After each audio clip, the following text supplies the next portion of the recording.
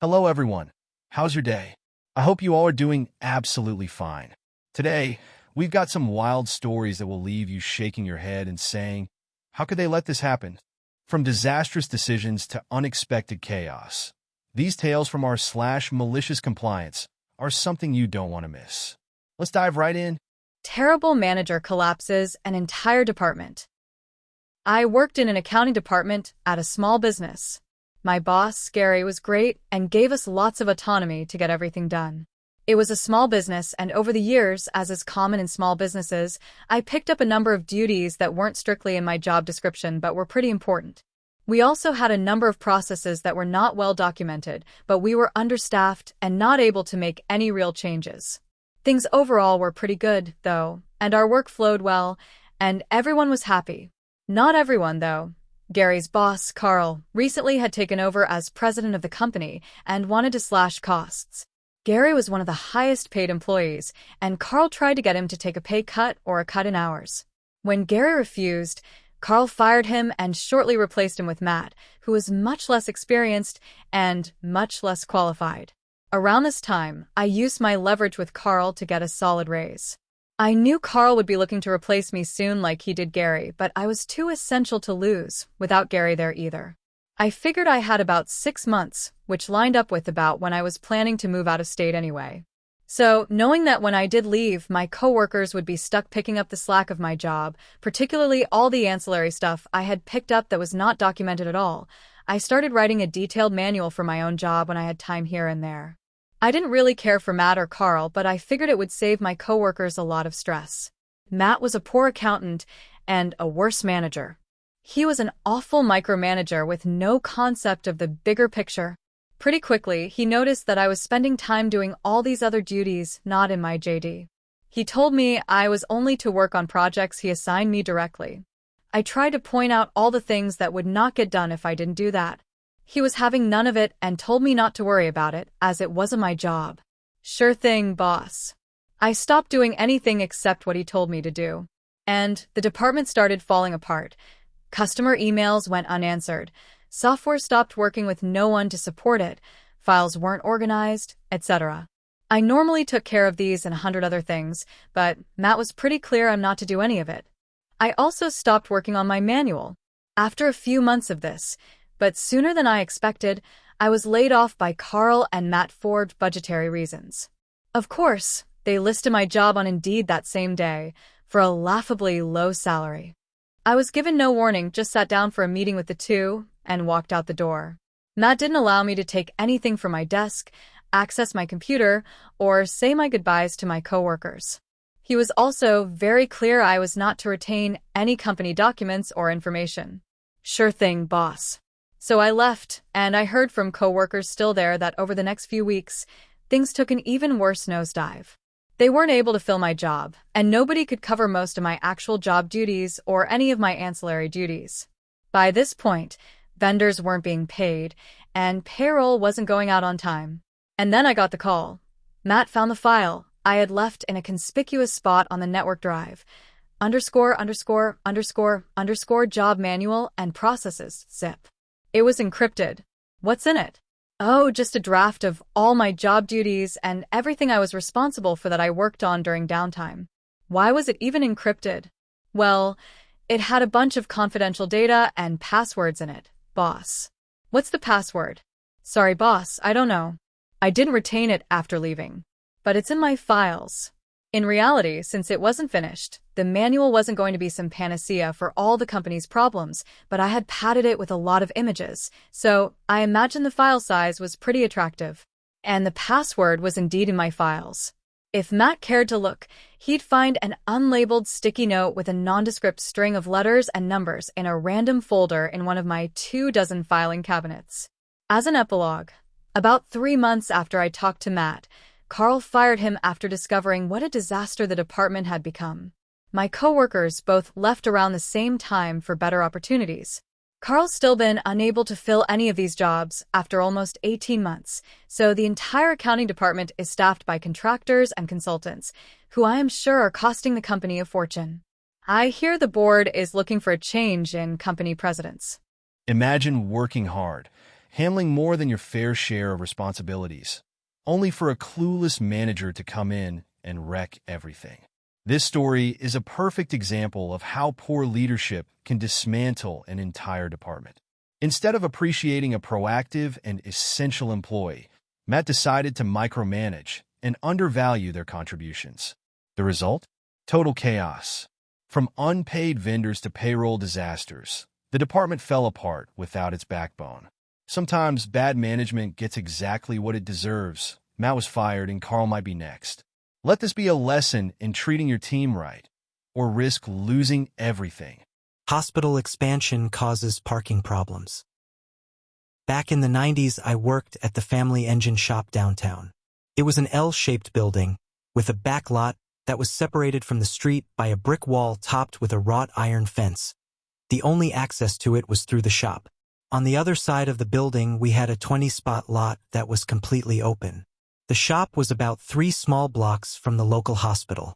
The hospital decided to remodel and expand, but since they were landlocked at the time, the only place they had to build was their parking garage and lots. So they immediately changed their policy to only emergency room parking on site. They bought or rented several lots around the city and ran a bus, maybe buses, to get everyone to and from the hospital. From what I gathered, the staff lot was the furthest away, and the bus stopped at every lot on its route, adding quite some time to the staff's commute. They got very strict that there was no staff parking for any reason in any lot other than the staff lot. This included visiting doctors or specialists, whatever. It wasn't long before our parking lot started filling, as we were the closest business with an open lot. At first, we simply had any car with a hospital sticker towed. About 2 weeks after that, we would start getting keys in the drop box with notes like, "Makes funny noise when turning right. Have ready by 2 p.m. We would take the car around the block for a test drive and write some notes if we noticed anything. Of course, they never wanted to fix whatever that issue was if we actually found something. My uncle quickly got tired of these shenanigans and had a glorious solution. Use the back lot to store these new customer vehicles. He would have me move the cars into the back, behind the customer and shop vehicles right next to the fence so the customer could clearly see their vehicles. He then charged for a day's storage and for every car we had to move to get the hospital staff's car in and out. I don't know exactly what he charged, but probably around $100 total for the day. Not only that, but it would take me 40 minutes to an hour to move everything around just to get to one of these vehicles out. Of course, the hospital staff would yell and complain over the price and how long it took me to get their vehicles. My uncle would just smile, and if they didn't want to pay, tell me to move slower, take extra care of this important customer's car. He'd say while he set up the paperwork to place a mechanic's lien on the vehicle. It didn't take long for the issue to reduce from a full lot to maybe one when we got to the shop in the morning. Sometimes the best way to deal with entitled behavior is to play by the rules. Your own rules. When a hospital expansion led to staff parking in the wrong lot, this family-owned engine shop had to take action. Tow trucks didn't deter them, but charging hefty storage fees and taking their sweet time retrieving the vehicles sure did the trick. The cherry on top? Watching those entitled staff members squirm while paying for the inconvenience they caused. It's a classic case of you reap what you sow. Hats off to the uncle for turning a parking headache into a profitable lesson. They told me not to take long breaks, so I decided to take short breaks every 5 minutes. At work, there was a strict rule about not taking long breaks. So I decided to follow the rule literally, but in my own way. I started taking a 30-second break every 5 minutes. If I was in a meeting, I'd suddenly raise my hand and say, "Sorry, quick break," and step out of the room for a few seconds. At first, my colleagues thought I was crazy, but they soon realized I wasn't breaking any rules because I was taking short breaks exactly as required. The result? Breaks became a part of the office culture, and soon everyone started stopping work every 5 minutes. Eventually, the rule got changed to allow breaks every half hour instead of just once an hour. Sometimes, the best way to deal with absurd rules is to follow them to the letter. When strict break policies became unbearable, this clever worker turned the tables with short, frequent pauses. It wasn't long before the entire office joined in, and the chaos forced management to rethink their policy. This is a hilarious example of how a little malicious compliance can inspire positive change, and maybe even some much-needed rest. Judge me doing my job? Eh? I work an office job in charge of finance for a European company. There's this mean single woman reaching her 50s at work that always feels the need and privilege to judge everyone else. Her judging ranges from anything to how people do their jobs, their personal life choices, and even their personality and what they wear. The economy has been tough recently and pressure is high within the team, and this has manifested into lots of friction and complaints in all directions, mostly coming from her. One of the many complaints directed at me was that I wasn't protecting our sensitive data enough, saving our monthly reports in a shared drive for others to access. It has been this way for decades before I joined, and no one was any issues with it, with the said sensitive data often printed out and stuck on walls anyway. Normally, I just ignore the complaints and carry on my work, as both me and my boss are good at ignoring noisy complaints with no reasoning behind. But this time I decided to maliciously comply, and now have set unique passwords for each and every file with remotely sensitive data. Now, not only does she need to keep track of all the passwords I've set, she also now has no access to some data that me and my boss decided was no longer appropriate for her to see, including what budget we have for some of her operating expenses, and now require proof of said costs, otherwise that budget is gone.